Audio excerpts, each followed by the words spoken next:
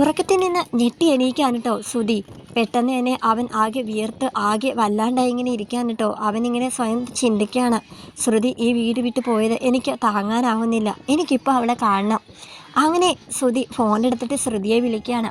ശ്രുതിയാണെങ്കിൽ ശ്രുതിയുടെ കോള് കണ്ടപ്പോഴത്തേക്കും ഇതെന്താ ശ്രുതിയാണല്ലോ ഈ പാതിരാത്രിയിൽ വിളിക്കുന്നത്, ഇതെന്ത് പറ്റി? പെട്ടെന്ന് തന്നെ കോൾ അറ്റൻഡ് ചെയ്തിട്ട് ഹലോ ശ്രുതി, ഇതെന്ത് പറ്റി? എന്നെ ഇത്രയും ദിവസം ഒന്ന് തിരക്കിയത് കൂടിയില്ല. ആ വീട്ടിൽ നിന്ന് എന്നെ ആൻറ്റി തള്ളി ഇറക്കി വിട്ടപ്പോഴത്തേക്കും ശ്രുതി ഒരു വാക്കുകൊണ്ട് പോലും ആൻറ്റിയോട് എതിർത്ത് സംസാരിച്ചതുമില്ല. ഇതിപ്പോൾ എന്ത് പറ്റി ശ്രുതി എന്ന് ചോദിക്കാൻ കേട്ടോ.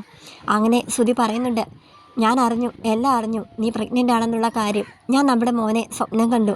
അവൻ എന്നോട് വന്ന് പറയുക, അമ്മയോട് ക്ഷമിക്കൂ, അമ്മയോട് മിണ്ടു എന്നൊക്കെ.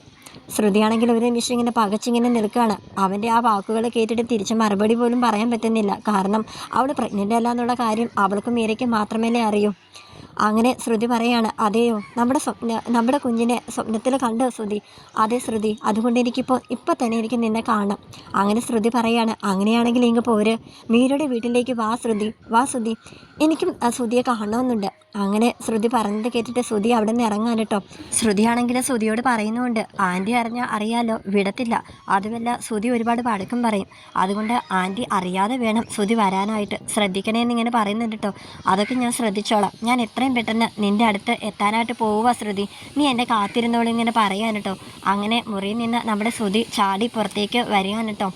ചന്ദ്രമതി ആണെങ്കിൽ അങ്ങോട്ടും ഇങ്ങോട്ടും ഉറക്കമില്ലാതെ തിരിഞ്ഞു മറിഞ്ഞും കിടക്കുകയാണ്. കാരണം പകലൊക്കെ ശ്രുതിയുടെ ഒരുപാട് വിഷമം ചന്ദ്രമതി കണ്ടതാണ്. അതുമല്ല ശ്രുതിക്ക് എപ്പോഴും ശ്രുതിയുടെ അടുത്തേക്ക് പോകണം, ശ്രുതിനെ ഇങ്ങോട്ട് കൂട്ടിക്കൊണ്ട് വരണം എന്നൊക്കെ ചന്ദ്രമതിയോട് പറയുന്നുണ്ടായിരുന്നു. ചന്ദ്രമതി ആണെങ്കിൽ അതിനൊന്നും സമ്മതിക്കാതെ അത് പറ്റില്ല, നിനക്ക് ഞാൻ വേറൊരു പെണ്ണിനെ കാണാമെന്നൊക്കെയാണ് ചന്ദ്രമതി പറഞ്ഞത്. പക്ഷെ തൻ്റെ മകൻ്റെ സങ്കടം എത്രത്തോളമാണ് ആ അമ്മ കാണാതിരിക്കാൻ സാധിക്കുന്നത്. അതുകൊണ്ട് ഇങ്ങനെ ആ ഒരു കാര്യമൊക്കെ ഓർത്തിട്ട് അങ്ങോട്ടും ഇങ്ങോട്ടും തിരിഞ്ഞു കിടക്കുകയാണ്. അങ്ങനെ ചന്ദ്രമതി ആണെങ്കിൽ ശ്രുതിയോട് ഇപ്പം തന്നെ ചെന്ന് പറഞ്ഞേക്കാം ശ്രുതിയെ നാളെ കൂട്ടിക്കൊണ്ട് വരുന്ന കാര്യം, അവന് ഒരു സമാധാനം ഉണ്ടായിരിക്കട്ടെ എന്ന് പറഞ്ഞ് മുറിയിൽ നിന്ന് ഇറങ്ങാൻ കേട്ടോ. അപ്പം തന്നെയാണ് ശ്രുതിയെ കാണാനായിട്ട് സ്റ്റെപ്പ് വഴി ഇറങ്ങുന്നത് ചന്ദ്രമതി കാണുന്നത്. ചന്ദ്രമതി ചോദിക്കുന്നുണ്ട്, നീ ഇത് രാത്രിയിൽ എങ്ങോട്ടാണ് പോകുന്നതെന്ന് ചോദിക്കാൻ കേട്ടോ. അത് പിന്നെ ഞാൻ വെള്ളം കുടിക്കാൻ ഇറങ്ങിയതാണ്. ആദ്യം അവൻ കള്ളം പറയുന്നുണ്ടെങ്കിലും പിന്നെ അവൻ അമ്മയോട് സത്യം പറയാൻ കേട്ടോ. അമ്മ എന്നോട് ക്ഷമിക്കണം, ഞാനിപ്പോൾ ശ്രുതിയെ കാണാനായിട്ട് പോവുമായിരുന്നു. അവളൊന്നുമില്ലെങ്കിൽ പ്രഗ്നൻ്റ് അല്ലേ, എൻ്റെ കുഞ്ഞല്ലേ അവരുടെ വയറ്റിൽ കിടക്കുന്നത്. എനിക്കെൻ്റെ കുഞ്ഞിനെയും അവളെയും ഒരുമിച്ച് ഞങ്ങൾ സന്തോഷമായിട്ട് ജീവിക്കണം. ആ ജീവിതം ഞാൻ സ്വപ്നം കാണും അമ്മ ഇപ്പോൾ. അതുകൊണ്ട് അമ്മ എന്നോട് ക്ഷമിക്കണം. അമ്മ എന്തൊക്കെ പറഞ്ഞാലും ഞാൻ ഈ വീട് വിട്ട് പോകും. എനിക്ക് ശ്രുതിയെ കാണണം അമ്മേന്നിങ്ങനെ ചന്ദ്രമതിയോട് പറയാൻ കേട്ടോ. അപ്പോൾ ചന്ദ്രമതി പറയുന്നുണ്ട്, നീ ഇപ്പോൾ ഇവിടെ നിന്ന് എവിടെയും പോകണ്ട ശ്രുതി എന്ന് പറയാൻ കേട്ടോ. ഇല്ല അമ്മ എന്നോട് ക്ഷമിക്കണം, ഞാൻ പോകുമെന്ന് പറയാൻ കേട്ടോ. അതല്ല മോനെ ഞാൻ പറഞ്ഞത്, നമുക്ക് നാളെ ഒരുമിച്ച് ഞാനും നിന്നോടൊപ്പം വരാം. എന്താ സന്തോഷമായില്ലേ? നമുക്ക് ശ്രുതിയെ ഇങ്ങോട്ടേക്ക് കൂട്ടിക്കൊണ്ട് വരാം. ഇപ്പോൾ നിനക്ക് സമാധാനമായില്ലേ? നീ മുറിയിൽ പോയി കിടന്നുറങ്ങ്. നീ ശ്രുതിയെ വിളിച്ച് പറ ഇപ്പോൾ വരുന്നില്ല, നാളെ അമ്മയും കൂട്ടി അങ്ങോട്ടേക്ക് വരാമെന്നൊക്കെ.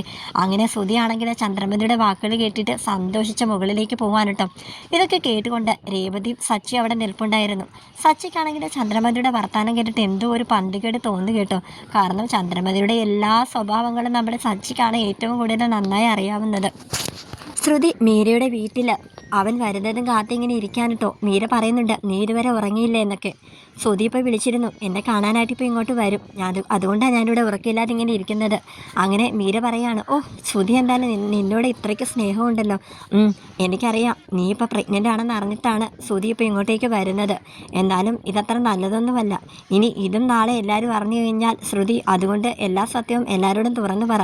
നിനക്കൊരു അബദ്ധം പറ്റിയതാണെന്നൊക്കെ പറ. അതുകൊണ്ട് അവർ ക്ഷമിച്ചോളും. ഇനി നീ കള്ളത്തരങ്ങളൊന്നും പറയില്ല അവരോട്. അങ്ങനെ പറയുന്നുണ്ട്. അപ്പോൾ ശ്രുതി ഇവിടെ വരട്ടെ, എന്തായാലും ഞാൻ ശ്രുതിയെ ഒന്ന് കാണട്ടെ എന്നൊക്കെയാണ് കേട്ടോ മീരയോട് പറയുന്നത്. അപ്പോൾ തന്നെ നമ്മുടെ ശ്രുതിയാണെങ്കിൽ ശ്രുതിയെ വിളിച്ചിട്ട് പറയുകയാണ്, ഞാനിപ്പോൾ വരുന്നില്ല എന്ന് പറയാൻ കേട്ടോ. അപ്പോൾ ശ്രുതിയാണെങ്കിൽ ദേഷ്യത്തോടെ, കണ്ടോ ആൻറ്റി പിടിച്ചല്ലേ, ഞാൻ അപ്പോഴേ പറഞ്ഞതല്ലേ ശ്രദ്ധിക്കണമെന്ന്. ഇതിപ്പോൾ എന്താ ചെയ്യുക ശ്രുതി, എനിക്കിപ്പോൾ ശ്രുതിയെ കണ്ടേ പറ്റുമെന്നൊക്കെ പറയാൻ കേട്ടോ. അങ്ങനെ ശ്രുതി ആ ഒരു സന്തോഷ വാർത്ത പറയാണ്, ശ്രുതി ഞാൻ നാളെ അമ്മയെ കൂട്ടി അങ്ങോട്ടേക്ക് വരാൻ പോകുന്നത്. അമ്മ സമ്മതിച്ചു നിന്നെ ഇങ്ങോട്ട് തിരിച്ച് കൊണ്ടുവരാനായിട്ട്. ഞാൻ പറഞ്ഞില്ലേ അമ്മയെല്ലാം ഞാൻ പറഞ്ഞു കഴിഞ്ഞാൽ എല്ലാം കേൾക്കുന്നു. ആദ്യമൊക്കെ കുറച്ചമ്മ ദേഷ്യം കാണിച്ചെങ്കിലും എൻ്റെ അമ്മ ഞാൻ പറയുന്നത് കേൾക്കാതിരിക്കില്ലെന്ന് ഞാൻ അന്നേ പറഞ്ഞതല്ലേ ശ്രുതി എന്നൊക്കെ പറയാൻ കേട്ടോ. അങ്ങനെ ശ്രുതി ആ കോള് കട്ട് ചെയ്തിട്ട് മീര അപ്പോൾ പറയുന്നുണ്ട്, നല്ല വീട്ടുകാർ, എല്ലാം നിൻ്റെ താളത്തിനൊത്ത് തുള്ളുന്ന വീട്ടുകാർ, അവരെത്ര പൊട്ടന്മാരാണോ എന്ന് ഞാൻ ഓർക്കുന്നതൊക്കെ മീര പറയാൻ കേട്ടോ. അപ്പോൾ ശ്രുതി പറയുന്നുണ്ട്, ആൻറ്റിയെ ഞാനൊരു പാഠം പഠിപ്പിക്കും, അങ്ങോട്ടേക്ക് ചെല്ലട്ടെ, നാളെ നിന്നെ വിളിക്കാനായിട്ട് ആൻറ്റിയും ശ്രുതിയും കൂടെ നാളെ ഇങ്ങോട്ട് വരുന്നുണ്ട്. ആ വീട്ടിൽ ചെല്ലട്ടെ ഞാൻ. ആ ചന്ദ്രമതിയെ അവൻ്റെ അമ്മയെ ഞാൻ ഒരിക്കലും സമാധാനത്തോടെ ഉറങ്ങാനായിട്ട് അനുവദിക്കത്തില്ല. എന്നെ ഒരുപാട് ദ്രോഹിച്ചതാണെന്നൊക്കെ ശ്രുതി മീരയോട് പറയാൻ കേട്ടോ. മീര അപ്പോഴും പറയുന്നുണ്ട്, ഇനിയെങ്കിലും നീ അങ്ങോട്ടേക്ക് ചെന്ന് കഴിഞ്ഞാൽ അടങ്ങി ഒതുങ്ങി ജീവിക്കും ശ്രുതി എന്ന് പറഞ്ഞു കൊടുക്കുകയാണ് കേട്ടോ. എന്നാൽ ശ്രുതിക്കാണെങ്കിൽ ആ ഒരു വൈരാഗ്യം മനസ്സിൽ കിടക്കുകയാണ്. തന്നെ ആ വീട്ടിൽ നിന്ന് ഇറക്കി വിട്ട ആ ഒരു സംഭവത്തെക്കുറിച്ച് ഇങ്ങനെ ശ്രുതി ഇങ്ങനെ ഓർക്കുകയാണ് കേട്ടോ. അങ്ങനെ പിറ്റേ ദിവസം രേവതിയാണെങ്കിൽ ചിപ്സൊക്കെ ഇങ്ങനെ ഉണ്ടാക്കിക്കൊണ്ടിരിക്കുകയാണ്. സച്ചിയാണെങ്കിൽ അതിങ്ങനെ കാര്യമായിട്ട് തിന്നുകൊണ്ടിരിക്കുകയാണ് കേട്ടോ. വർഷയ്ക്ക് ശ്രുതിക്ക് വേണ്ടിയിട്ട് ഞാൻ ചിപ്സ് ഉണ്ടാക്കുമെന്ന് രേവതി സച്ചിയോട് പറയാൻ കേട്ടോ. വർഷയ്ക്ക് ഉണ്ടാക്കുന്നതൊക്കെ ഓക്കെ, പക്ഷേ ശ്രുതി പ്രഗ്നൻ്റ് ആണോ അല്ലയോ എന്നുള്ള കാര്യത്തിൽ എനിക്ക് നല്ല സംശയമുണ്ടെന്ന് സച്ചി രേവതിയോട് പറയാൻ കേട്ടോ. രേവതിയാണെങ്കിൽ സച്ചിയെ വഴക്ക് പറയുക, എൻ്റെ സച്ചിയേട്ടാ ഒന്നും മിണ്ടാതിരിക്കുക, ഈ സച്ചിയേട്ടൻ അല്ലേലും ഇങ്ങനെയാ, എന്ത് കാര്യം പറഞ്ഞാലും അത് സംശയത്തോടു കൂടി അത് കാണത്തുള്ളൂ എന്ന്. ഇവരടുക്കളയിൽ ഇങ്ങനെ അങ്ങോട്ടും ഇങ്ങോട്ടും സംസാരിച്ചുകൊണ്ടിരിക്കുമ്പോഴത്തേക്ക് ചന്ദ്രമതി അകത്തോട്ട് വരുന്നുണ്ട് കേട്ടോ. ചന്ദ്രമതി ഒരു നിമിഷം അവിടെ നിന്നിട്ട് സച്ചിനെ നോക്കി ഒന്ന് ചിരിക്കുന്നുണ്ട് കേട്ടോ. അങ്ങനെ സച്ചിയാണെങ്കിൽ ഇന്നാ അമ്മയെ ചിപ്സ് കഴിക്കുന്ന പറയുമ്പോഴത്തേക്ക് ചന്ദ്രമതി വേണ്ട മോനെ എന്നാണ് കേട്ടോ പറയുന്നത്. ആ മോനെ എന്നുള്ളൊരു വിളി കേട്ടപ്പോൾ തന്നെ സച്ചി ഇങ്ങനെ രേവതിയോട് പറയുക, രേവതി അമ്മ എന്തെങ്കിലും നല്ല മൂഡിലാണെന്ന് തോന്നുന്നല്ലോ, എന്നോട് നല്ല സോഫ്റ്റായിട്ടൊക്കെ സംസാരിക്കുന്നുണ്ടല്ലോ എന്ന് പറയാൻ കേട്ടോ. അങ്ങനെ ചന്ദ്രമതി സച്ചിയോട് പറയാണ്, സച്ചി ഇന്ന് നിനക്ക് പ്രത്യേകിച്ച് പരിപാടിയൊന്നുമില്ലല്ലോ, അതായത് നിൻ്റെ കാർ ആരെങ്കിലും ഓട്ടോ വിളിച്ചിട്ടുണ്ടോ എന്നിങ്ങനെ ചോദിക്കുകയാണ്. അപ്പോൾ സച്ചി പറയുന്നുണ്ട്, ഇല്ലമ്മേ, ഇതുവരെ ആരും വിളിച്ചിട്ടൊന്നുമില്ല. എന്താ, ഞാനൊരു ഓട്ടം വിളിച്ചാൽ നീ വരുമോ? ഞാൻ ഇന്നലെ പറഞ്ഞില്ലേ ശ്രുതിയോട് ഇന്ന് മീരയുടെ വീട്ടിൽ പോകണമെന്ന്, ശ്രുതിയെ കൂട്ടിക്കൊണ്ട് വരാനായിട്ട് നിൻ്റെ കാറിൽ പോകാനാണ് ഞാൻ തീരുമാനിച്ചിരിക്കുന്നത്. പിന്നെ വേറെ കുറച്ച് കാര്യങ്ങൾ കൂടിയുണ്ട്, നീ എന്നെ ഒന്ന് സഹായിക്കണമെന്ന് സച്ചിയോട് പറയാൻ കേട്ടോ. എന്താണ് അമ്മ എന്ന് ഇങ്ങനെ ചോദിക്കുകയാണ്. അപ്പോൾ സച്ചിയോട് എല്ലാ കാര്യങ്ങളും ചന്ദ്രമതി പറയാണ്. ആ ശ്രുതി പ്രഗ്നൻ്റ് ആണെന്നല്ലേ പറഞ്ഞത്, അത് സത്യമാണോ കള്ളമാണോ എന്ന് നമുക്ക് പൊളിക്കണം. അതുകൊണ്ട് അവിടുന്ന് നേരെ ഇറങ്ങിയാൽ ഉടനെ തന്നെ ഹോസ്പിറ്റലിലോട്ട് വേണം അവളെ കൊണ്ടുപോകാനായിട്ട്. പക്ഷേ ഈ ഒരു കാര്യം ശ്രുതി അറിയാൻ കൂടി പാടില്ല. ഞാൻ പറഞ്ഞതൊക്കെ നിനക്ക് മനസ്സിലാവുന്നുണ്ടല്ലോ അല്ലേ? അങ്ങനെ സച്ചി രേവതിയോട് പറയണം, ഈ അമ്മയുടെ ബുദ്ധി അപാര ബുദ്ധി തന്നെ. എന്തായാലും ഈ കാര്യത്തിൽ എനിക്ക് ഒരു സംശയം ഇല്ലാതില്ല. അതുകൊണ്ട് അമ്മയുടെ ഈ തീരുമാനം എന്തുകൊണ്ട് നല്ലതാണ്, അങ്ങനെ തന്നെ ചെയ്യാമെന്ന് പറഞ്ഞിട്ട് എല്ലാവരും റെഡിയാവാനായിട്ട് നോക്കാൻ കേട്ടോ. ശ്രുതിയാണെങ്കിൽ ആദ്യം തന്നെ റെഡിയായിട്ട് വാദിക്കാൻ വന്നിങ്ങനെ നിൽക്കുകയാണ്. അമ്മേ വാ, ഇറങ്ങി വാ, പോവണ്ടേന്നൊക്കെ പറഞ്ഞിട്ട്. അങ്ങനെ കാർ എടുക്കാനായിട്ട് ശ്രുതി പോകുമ്പോഴത്തേക്ക് ചന്ദ്രമതി പറയുന്നുണ്ട്, നിൻ്റെ കാറിലല്ല പോകുന്നത്, അത് സച്ചിയുടെ കാറിൽ പോയാൽ മതി. എനിക്കറിയാം നീ ഇപ്പോൾ നിലത്തൊന്നുമല്ല, ഇനി ശ്രദ്ധിച്ച് വണ്ടി ഓടിച്ചില്ലെങ്കിൽ വല്ല കുഴപ്പമാവുന്നൊക്കെ ഇങ്ങനെ ചന്ദ്രമതി പറയുകയാണ്.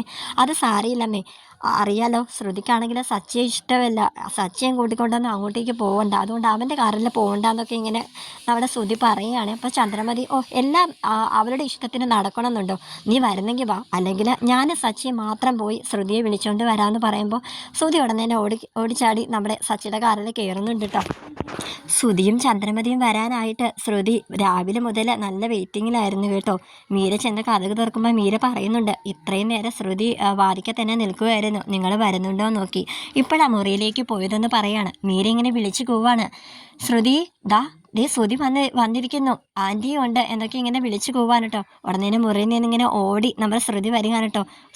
ശ്രുതിയും തമ്മിൽ അവർ രണ്ടിനും പരസ്പരം അങ്ങോട്ടും ഇങ്ങോട്ടും നോക്കി സന്തോഷത്തോടെ നോക്കിയിരിക്കുന്ന ആ ഒരു കാഴ്ച കാണിക്കുകയാണ്. പിന്നെ ശ്രുതി ഓടിച്ചെന്ന് ശ്രുതിയെ കെട്ടിപ്പിടിക്കാൻ കേട്ടോ. എന്നിട്ട് അവൾ മാപ്പും പറയുന്നുണ്ട്, എന്നോട് ക്ഷമിക്കണം ശ്രുതി, ശ്രുതിയോടുള്ള ഇഷ്ടം കാരണം കൊണ്ടാണ് ഞാൻ അങ്ങനെയൊക്കെ ചെയ്തത്, ആ കള്ളത്തരങ്ങളൊക്കെ പറഞ്ഞത്, എനിക്ക് ശ്രുതിയായിട്ട് ജീവിക്കണം, അതുകൊണ്ട് ആൻറ്റിയും എന്നോട് ക്ഷമിക്കണമെന്ന് പറഞ്ഞ് ചന്ദ്രമതിയോട് മാപ്പ് പറയാൻ കേട്ടോ. അതൊന്നും സാരമില്ല, ഇനി പഴയതൊക്കെ മറന്നേക്ക്, ഇനി മുതൽ നല്ല രീതിയിൽ രണ്ടുപേരും ജീവിച്ചാൽ മാത്രം മതിയെന്ന് പറയാൻ കേട്ടോ.